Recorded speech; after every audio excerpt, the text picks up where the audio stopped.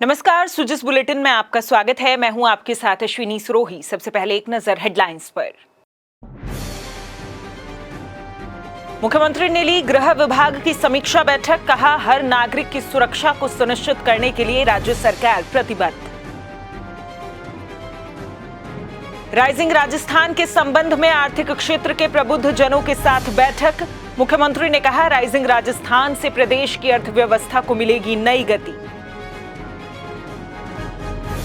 मुख्यमंत्री ने उद्योगपति श्री रतन टाटा के निधन पर व्यक्त की शोक संवेदना, ईश्वर से की दिवंगत पुण्यात्मा को अपने परम धाम में स्थान देने की प्रार्थना। आज मुख्यमंत्री श्री भजनलाल शर्मा की अध्यक्षता में मुख्यमंत्री कार्यालय में गृह विभाग की बैठक आयोजित हुई। मुख्यमंत्री ने गृह विभाग के अधिकारियों की बैठक को संबोधित करते हुए विस्तृत दिशा निर्देश दिए। मुख्यमंत्री ने कहा कि प्रत्येक नागरिक की सुरक्षा को सुनिश्चित करने के लिए राजस्थान सरकार प्रतिबद्ध है। बैठक में राज्य में कानून व्यवस्था की वर्तमान स्थिति, आपराधिक गतिविधियों पर नियंत्रण, नागरिक सुरक्षा के उपाय और पुलिस बल के आधुनिकीकरण पर विस्तृत चर्चा की गई। साथ ही अधिकारियों को अपराध दर को कम करने, पुलिस जनता संबंधों को सुदृढ़ करने और कानून प्रवर्तन की प्रभावशीलता बढ़ाने के लिए विशेष निर्देश दिए गए। मुख्यमंत्री श्री भजनलाल शर्मा ने कहा कि rising Rajasthan global investment summit से राजस्थान में उद्योगों को एक नई दिशा मिलेगी और सभी के सहयोग से इस समिट को सफल बनाते हुए राज्य में निवेश का सकारात्मक माहौल तैयार हो रहा है।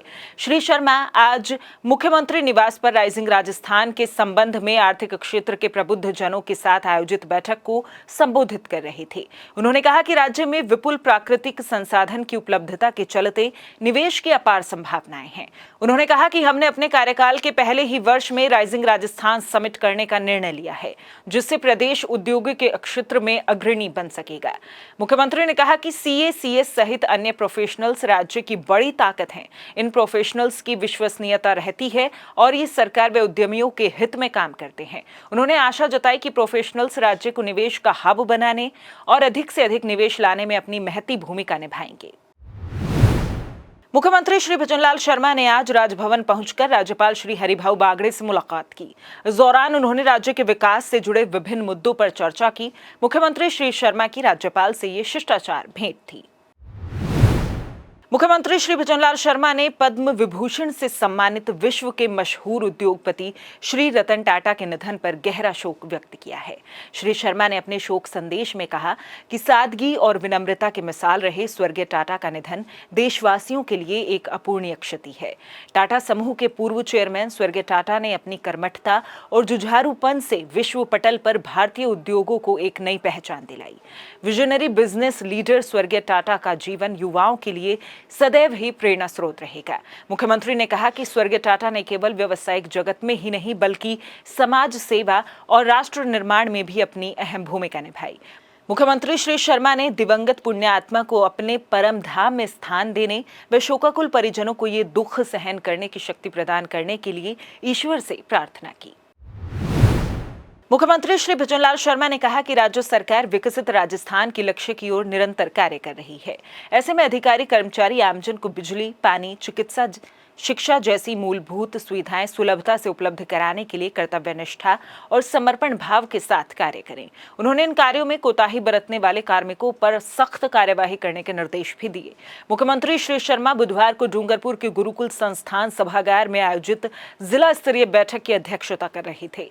उन्होंने कहा कि राज्य सरकार वागड़ क्षेत्र के सर्वांगीण विकास के लिए विशेष प्रयास कर रही है। उन्होंने सार्वजनिक निर्माण विभाग के विकास कार्यों को पूर्ण गुणवत्ता के साथ पूरा करने और पीएम सूर्य घर मुफ्त बिजली योजना के व्यापक प्रचार प्रसार के निर्देश दिए। मुख्यमंत्री ने कहा कि चिकित्सा एवं स्वास्थ्य विभाग मौसमी बीमारियों की प्रभावी रोकथाम करे। खबरों का सिलसिला यूं ही जारी रहेगा, लेकिन उससे पहले देखिए ये संदेश। शूरवीरों की धरती राजस्थान इन दिनों एक अलग ही इतिहास रच रही है। मात्र 100 दिनों में 49 जिला चिकित्सालयों में वृद्ध जनों के लिए एक विशेष वार्ड की स्थापना, रामाश्रय की स्थापना। रामाश्रय एक ऐसी परिकल्पना है जिससे वृद्धजनों को सरकारी अस्पतालों में गुणवत्तापूर्ण स्वास्थ्य सेवाएं मिलेंगी।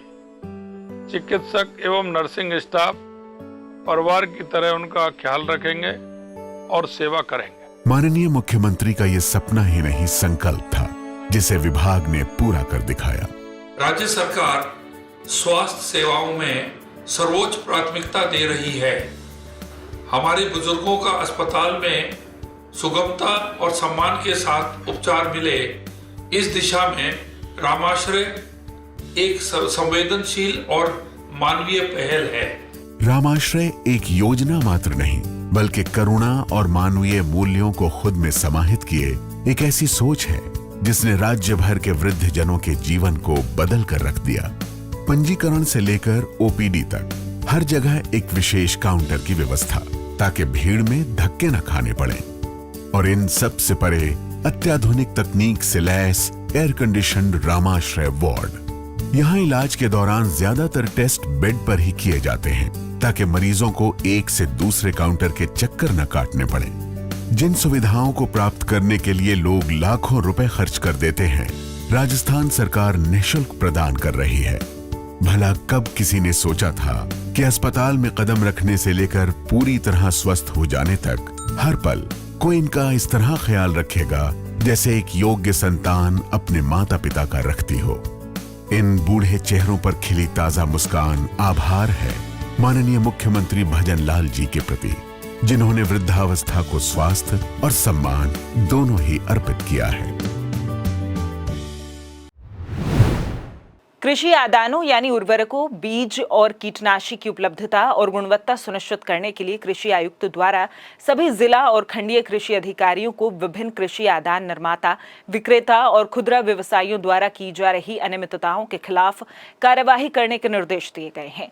आयुक्त कृषि सुश्री चिन्मयी गोपाल ने बताया कि कृषि विभाग द्वारा चलाए गए 1 दिवसीय विशेष गुण नियंत्रण अभियान के तहत पूरे राज्य में विभागीय अधिकारियों द्वारा 997 निरीक्षण किए गए, जिसमें कृषि आदान निर्माता, विक्रेता और खुदरा व्यवसायियों के अनियमितता, कालाबाजारी व जमाखोरी पाए जाने पर 506 को कारण बताओ नोटिस, 49 के विक्रय पर रोक, 10 के प्राधिकार पत्र निलंबित किए गए। साथ ही एक उर्वरक जब्ती कार्यवाही के अंतर्गत बिना लाइसेंस के बंसल खाद बीज भंडार सीकरी डीग के साथ अवैध गोदामों पर डीएपी के 3639, यूरिया के 7046, एसएसपी के 540 और जिंक सल्फेट के 20 कट्टे जब्त किए गए।